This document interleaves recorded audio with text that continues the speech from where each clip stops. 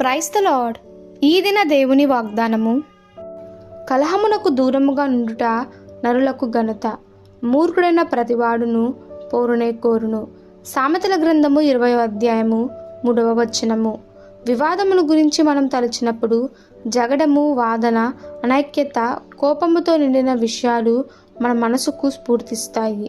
స్నేహితులతో, కుటుంబ సభ్యులతో అనుదిన జీవిత సమస్యలలో మనం జగడములను, వివాదములను కలిగి ఉంటాము. దేవుని సేవకుడు జగడమాడకూడదని బైబిల్ మనకు బోధించుచున్నది. నేర్పులేని మూడుల విత్కార్యములు జగడములు పుట్టించునని ఎరిగి అట్టి వారిని విసర్జించవలనని రాయబడి ఉన్నది.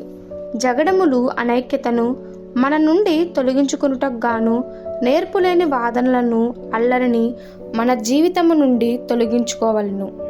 సరైన రీతిగా ఉండుట మంచి విషయమే.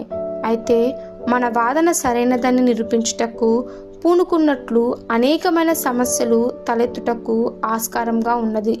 గనుక ముగింపు అట్టి వాదనలను మనకేమి ప్రయోజనము? అది శరీర సంబంధముగా సరైనదిగా కనబడినప్పటికీ దేవుడు మనలను సమాధానముగా ఉండుట కొరకై పిలిచాడు. జగడమును గురించి మనం కొంత నేర్చుకుందాము. జగడమనగా వాదించడము, కొట్లాడడము, ఉపోద్రేకంతో కూడిన వాదనలు, అంతరంగము నుండి ఉద్భవించు కోపము అని చెప్పవచ్చు.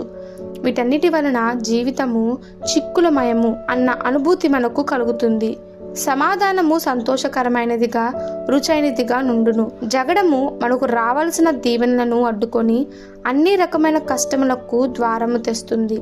జగడము మనలను బలహీనపరుస్తుంది. అయితే ఇతరులతో సరైన అంగీకారం మనకు కలిగి ఉన్నప్పుడు మన శక్తి సామర్థ్యములు వృద్ధి చెందుతాయి.